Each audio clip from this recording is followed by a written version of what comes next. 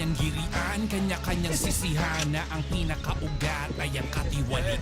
Basta nyo Opo, ang sir. kalagayan Kayo ng din po, sir. ating Ingat po kayo, sir. kababayan. Maulan Ang ngayon, sir. daming hikaho sa buhay at kabuhayan, ang daming kriminalidad, kawalang katarungan sa tuwing Sir, good luck bubuhos po, ang sir. ulan, Ingat po baha kayo. agad sa lansangan. Huwag nyo sanang kalimutan Sir, na ingat po. kayo ang nilagay ng taong bayan para kayo po ang magsilbi nilang kamay. Subalit at bakit nagtatanong kapansin-pansin ay sa halip na ginhaway hirap sakit ang binibigay na ang realidad.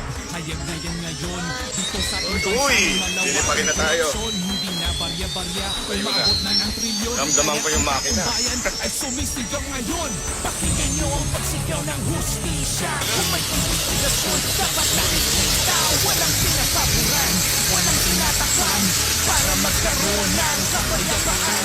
Ang tinig ng bansa'y sumisigaw ng malakas. Dapat ay hindi pinipilipit ang batas. Ang dapat na gawin ipatupad ang patas upang makabangon ng Pilipinas.